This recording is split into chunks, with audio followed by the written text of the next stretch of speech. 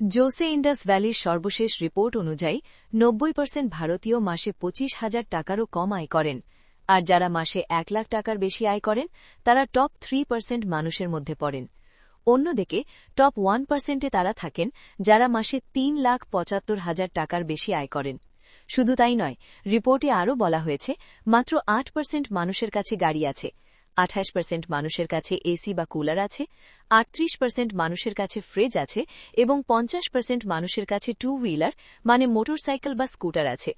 এই ডেটাগুলো স্পষ্টভাবে দেখায় যে বেশিরভাগ মানুষই মিডল ক্লাস ট্র্যাপে আটকে আছে।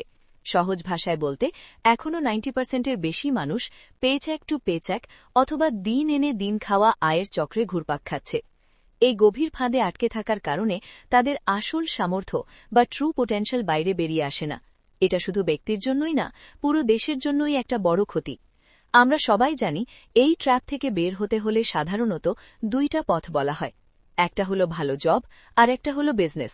হ্যাঁ, অনেকেই মনে করেন যে শুধু বিজনেস করলেই এই ট্র্যাপ থেকে বের হওয়া সম্ভব, কিন্তু সেই মানুষগুলোর জন্য আজকের এই বিজনেস প্যাসেঞ্জার ডিকে ভিডিওতে একটা বড় মিথ ভাঙতে চলেছে। এই ট্র্যাপ থেকে বের হতে আসলে আমাদের মাত্র দুইটা জিনিস দরকার, যেটা জব আর বিজনেস দুটো থেকেই পাওয়া সম্ভব। প্রথমত, পর্যাপ্ত টাকা, অবভিয়াসলি মানি, আর আরেকটা এক্স ফ্যাক্টর যেটা বেশিরভাগ মানুষই ইগনোর করে দেয়। আসলে এই এক্স ফ্যাক্টরটা টাকা পয়সার থেকেও শত গুণ বেশি গুরুত্বপূর্ণ। এই এক্স ফ্যাক্টরটা আসলে কি, সেটা আপনি এই ভিডিওর পরের অংশে জানতে পারবেন। এই দুইটা বিষয় আমি আপনাদের বোঝাবো বিল বার্নেটের বই ডিজাইনিং ইয়োর লাইফ থেকে। এই বইটা বলে যেভাবে বড় বড় কোম্পানি ডিজাইন থিঙ্কিং মডেল ব্যবহার করে ভালো প্রোডাক্ট বানায়, ঠিক সেভাবেই আপনিও এই মডেল ব্যবহার করে নিজের জীবন ডিজাইন করতে পারেন এবং মিডল ক্লাস ট্র্যাপ থেকে বের হতে পারেন। এই ভিডিওতে আপনার শুধু একটা মিথই ভাঙবে না, বরং আপনি এমন একটা ফ্রেমওয়ার্ক দেখতে পাবেন যেটা আপনাকে বুঝতে সাহায্য করবে আপনি আসলে কিসের জন্য তৈরি, জব না বিজনেস, আর সেটার মাধ্যমে আপনি কিভাবে ওয়েলথ তৈরি করতে পারবেন। শুধু তাই নয়, আপনি জবের জন্যই হন বা বিজনেসের জন্য, এই ভিডিওতে আপনি জানতে পারবেন 3টে মেজর টুল কিট সম্পর্কে। যদি আপনি নিজের কাজের মধ্যে গ্রোথ চান, তাহলে এই টুলগুলো ব্যবহার করা অবশ্যই দরকার। সব শেষে, ভিডিওর শেষে আমি আমার নিজের অভিজ্ঞতা থেকে আপনাদের সামনে আমার ওপিনিয়ন শেয়ার করব, জব করা ভালো নাকি বিজনেস করা ভালো। তো চলুন শুরু করি ব্রেকিং দ্য মিথ। দেখুন, আমাদের সবসময় বলা হয় বিজনেস করাই সবচেয়ে ভালো। এটাই একমাত্র রাস্তা যেটা দিয়ে আপনি ধনী হতে পারেন আর মিডল ক্লাসের শেকল ভাঙতে পারেন। জব করে নাকি এসব সম্ভব না? আপনিও নিশ্চয়ই কখনো না কখনো শুনেছেন, চাকরি করলে মানুষ চাকর হয় আর বিজনেস করলে মালিক হয়। এর থেকেও বেশি প্রচলিত একটা কথা আছে, যেটা আপনি ফ্রেন্ডস আর ফ্যামিলির মধ্যে শুনে থাকবেন, বড় কোম্পানির বড় কর্মচারী হওয়ার চেয়ে ছোট বিজনেসের ছোট মালিক হওয়া লাখ গুণ ভালো।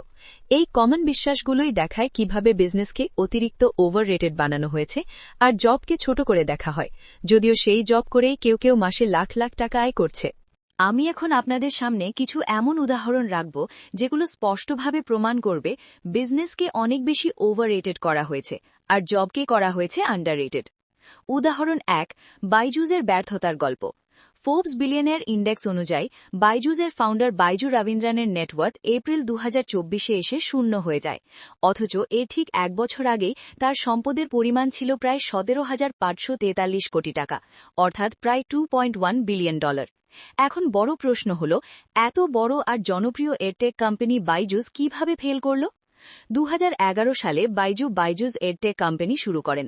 ধীরে ধীরে এর জনপ্রিয়তা বাড়তে থাকে। কোভিডের সময় এই জনপ্রিয়তা আর গ্রোথ একেবারে স্কাই রকেট করে, আর কোম্পানির ভ্যালুয়েশন গিয়ে দাঁড়ায় $22 বিলিয়ন। কিন্তু অতিরিক্ত টাকা আর দ্রুত গ্রোথ দেখেই তাদের সঠিক সিদ্ধান্ত নেওয়ার ক্ষমতা নষ্ট হয়ে যায়। তারা চোখ বন্ধ করে টাকা খরচ করতে শুরু করে। বাইজুস একের পর এক লস মেকিং অ্যাকুইজিশন করে, যার মধ্যে শিশুদের কোডিং শেখানো প্ল্যাটফর্ম হোয়াইট হার্ট জুনিয়রও ছিল। শুধু তাই নয়, মার্কেটিংয়ের পেছনেই তারা প্রায় $250 মিলিয়ন উড়িয়ে দেয়। এরপর যখন ধীরে ধীরে প্যান্ডেমিক শেষ হতে শুরু করে, তখন পেরেন্টসদের মধ্যে ই লার্নিংয়ের প্রতি আগ্রহ কমে যায়। ফলাফল, স্টুডেন্টরা এই প্ল্যাটফর্ম ছেড়ে যেতে থাকে আর শুরু হয় বাইজুসের ডাউনফল।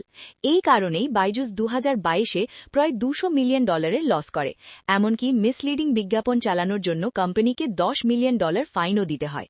একসময় যে কোম্পানির ভ্যালুয়েশন ছিল $22 বিলিয়ন, সেটাই নেমে আসে মাত্র $1 বিলিয়ন। মিলিয়ন ডলারে, আর এর ফাউন্ডারের নেটওয়ার্থ হয়ে যায় একেবারে শূন্য।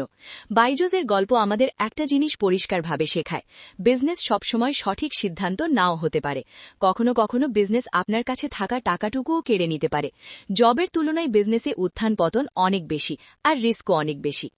জব করেও যে মানুষ কোটিপতি বিলিয়নিয়ার হওয়া যায়, জব করে অনেক মানুষ অত্যন্ত ধনী হয়েছেন, তার সবচেয়ে বড় উদাহরণ সুন্দর পিচাই।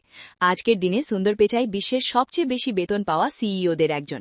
তিনি বছরে প্রায় $226 মিলিয়ন স্যালারি পান। মিড 2024 অনুযায়ী তার মোট নেটওয়ার্থ প্রায় $1.66 বিলিয়ন, অর্থাৎ প্রায় 14,000 কোটি টাকা। এই টাকায় চাইলে আপনি পুরো বুর্জ খালিফা কিনেও ফেলতে পারেন, তারপরও আপনার কাছে প্রায় 1,337 কোটি টাকা পড়ে থাকবে, যা আপনার ভবিষ্যৎ প্রজন্মের জন্য যথেষ্ট। সবচেয়ে গুরুত্বপূর্ণ বিষয় হল, এই পুরো টাকা সুন্দর পিচাই তার জব করেই উপার্জন করেছেন। বেশি টাকা ইনকাম করতে হলে সবার আগে নিজেকে যোগ্য বানাতে হয়। এই কথাটা সুন্দর পিচাই খুব ভালোভাবেই বুঝতেন। পড়াশোনা শেষ করার পর তিনি 2004 সালে গুগলে জয়েন করেন। শুরুর দিকে তিনি গুগল টুলবারে কাজ করতেন, তারপর কাজ করেন গুগল ক্রোমে, যেটা আজ বিশ্বের সবচেয়ে জনপ্রিয় ওয়েব ব্রাউজার। গুগলের অসাধারণ গ্রোথে বছরের পর বছর গুরুত্বপূর্ণ ভূমিকা রাখার কারণে তিনি 2015 সালে গুগলের সিইও বানানো হন এবং 2019 সালে পুরো অ্যালফাবেট কোম্পানির সিইও। এই সিইও পজিশনের কারণেই মাত্র কয়েক বছরের মধ্যেই তার নেটওয়ার্থ দাঁড়ায় $1.66 বিলিয়ন, অর্থাৎ প্রায় 14,000 কোটি টাকা। তাহলে দেখলেন তো, শুধু বিজনেস করেই না, ভালো জব করেও ধনী হওয়া সম্ভব। একটা বিষয় মনে রাখা খুব জরুরি, সুন্দর পিচাইয়ের এই পর্যায়ে পৌঁছতে প্রায় 20 বছর সময় লেগেছে। তাই আপনি যাই করেন, জব হোক বা বিজনেস, কনসিস্টেন্ট থাকা কখনো ভুলবেন না। আজকাল বেশিরভাগ মানুষ ব্ল্যাক অ্যান্ড হোয়াইটে চিন্তা করে, আর এটাই মিডল ক্লাস ট্র্যাপে আটকে থাকার সবচেয়ে বড় কারণ। মনে রাখবেন, লাইফে কিছুই পুরোপুরি ব্ল্যাক বা হোয়াইট না, সবকিছুই আসলে গ্রে। এখন যেহেতু আপনার একটা বড় মিথ ভেঙে গেছে, এবার জানি চলুন সেই এক্স ফ্যাক্টরটা আসলে কি, যেটা ঠিক করে দেয় আপনার জন্য জব ভালো না বিজনেস, আর যেটা আপনাকে মিডল ক্লাস থেকে বের হতে সাহায্য করবে। এই অংশটা কোনোভাবেই মিস করবেন না, কারণ এটা মিস করলে সারা জীবন আফসোস করতে হবে। মিডল ক্লাস ট্র্যাপ থেকে বের হতে দরকার মাত্র দুইটা জিনিস, 1 টাকা, আর 2 এক্স ফ্যাক্টর, অর্থাৎ আপনার কাজ থেকে পাওয়া সুখ বা হ্যাপিনেস।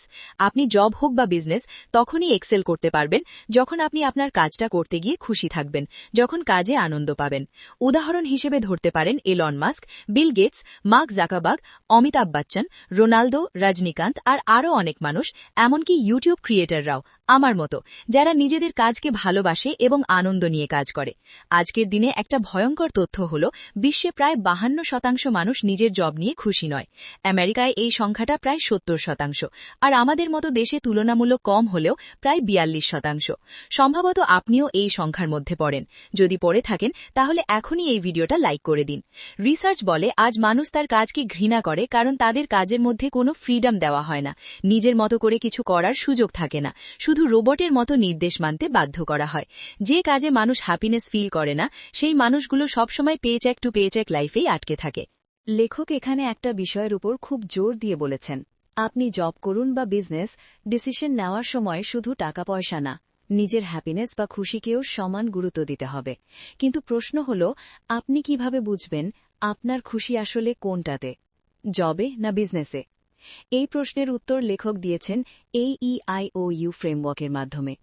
এই ফ্রেমওয়ার্ক আপনাকে হেল্প করবে বুঝতে আপনার প্রকৃত সুখ কোথায় লুকিয়ে আছে।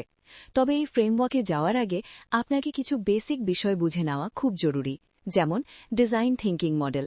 লেখক বলেন, যেভাবে একটা সাকসেসফুল প্রোডাক্ট বানাতে ডিজাইন থিঙ্কিং দরকার, ঠিক সেভাবেই নিজের লাইফকে সাকসেসফুল বানাতেও এই মডেলের মতোই একটা পদ্ধতি দরকার। বইতে লেখক এটাকে বলেছেন ওয়ে ফাইন্ডিং, যেটা আমরা ভিডিওর পরের অংশে বিস্তারিত আলোচনা করব। ডিজাইন থিঙ্কিং মডেল আসলে কি?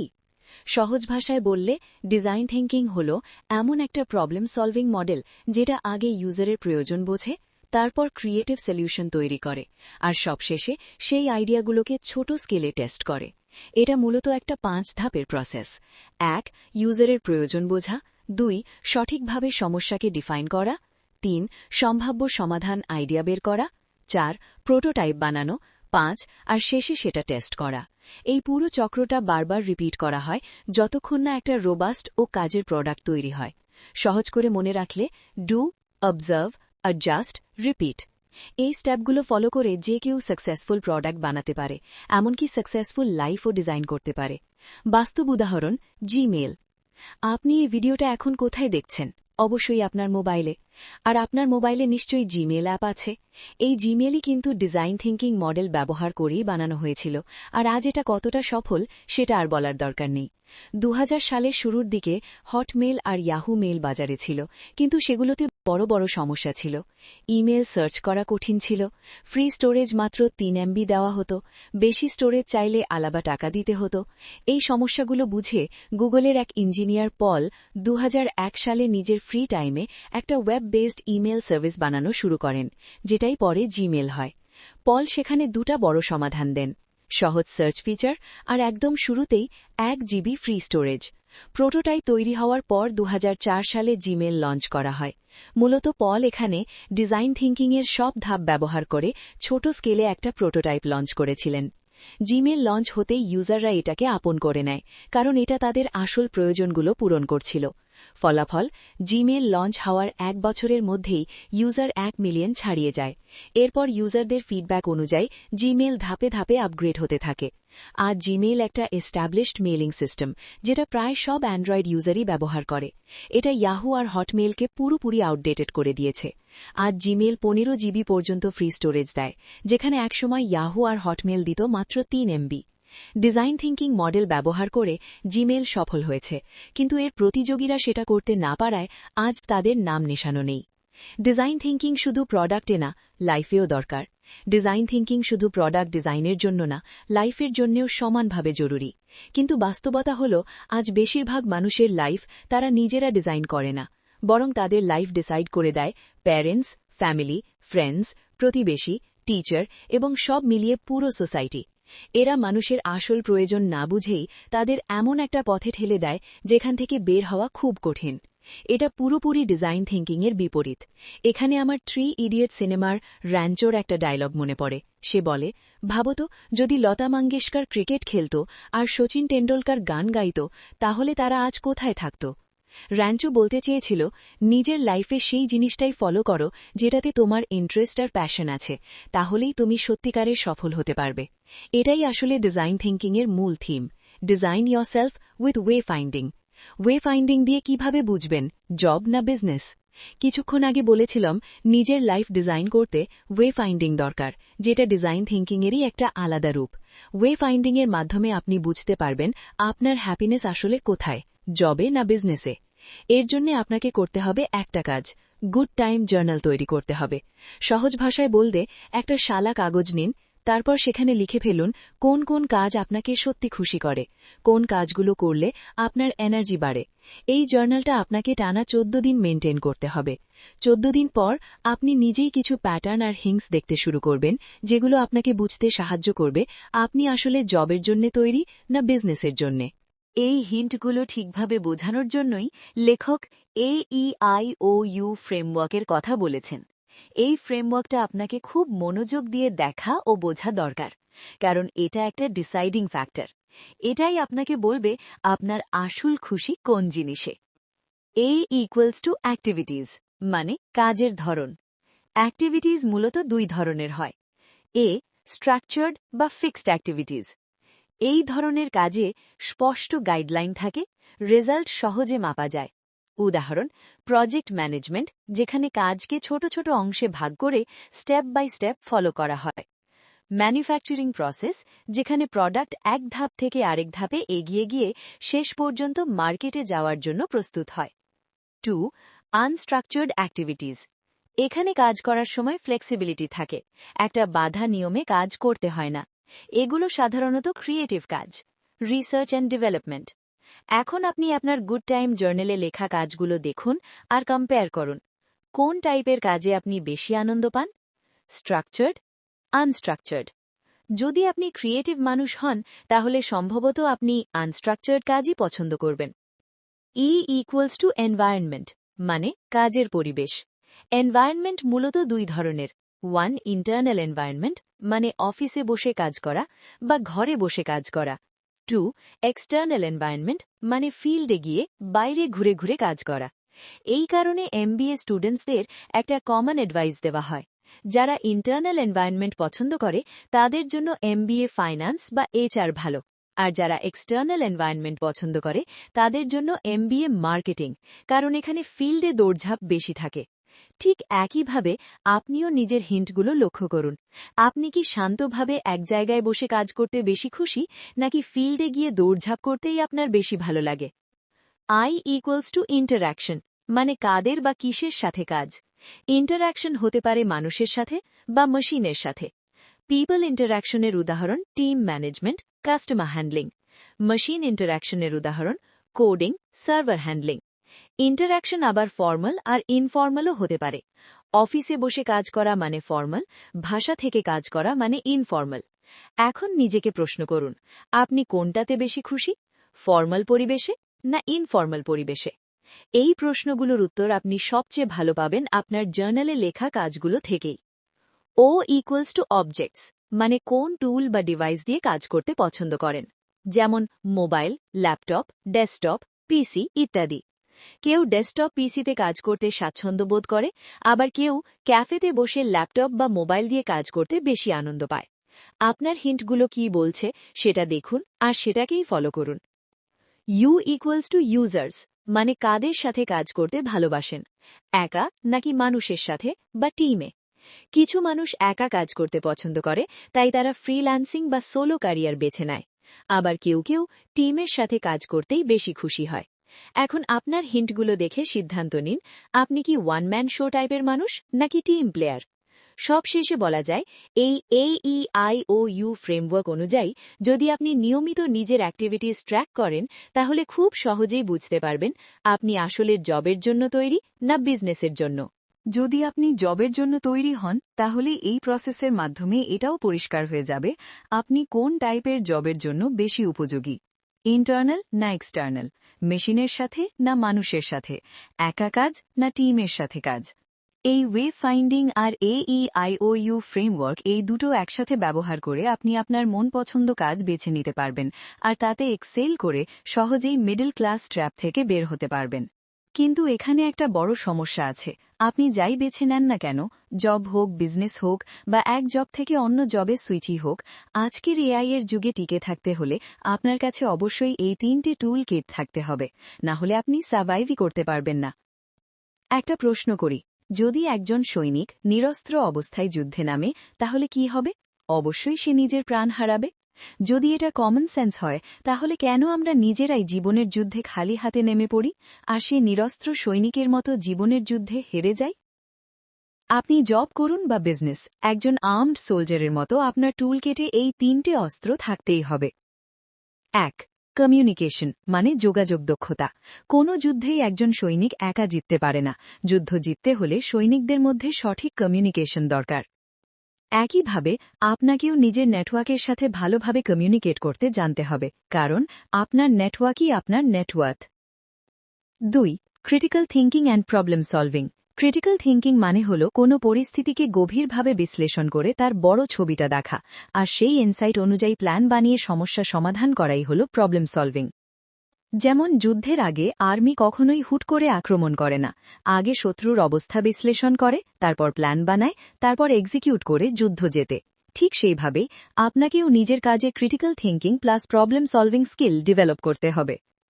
3. ওয়ার্ক এথিক্স, মানে শক্ত ওয়ার্ক এথিক্স। আজ যে কোনো ফিল্ডে সফল হতে হলে স্ট্রং ওয়ার্ক এথিক্স মানে ডিসিপ্লিন অত্যন্ত জরুরি। চাই সেটা আর্মিতে সিলেকশন হোক বা IIT MITর মতো জায়গায় ট্রেনিং, সবখানেই স্ট্রং ডিসিপ্লিন ফলো করতে হয়। আপনাকেও নিজের কাজের সময় শুধু কাজটাই করতে হবে, কোনো ডিস্ট্র্যাকশন ছাড়া। এই 3টি টুলকে ঠিকভাবে ব্যবহার করলে আপনি আপনার কাজের মধ্যে নিশ্চিতভাবেই সফল হবেন। এখন আমার পার্সোনাল ওপিনিয়নটা বলি।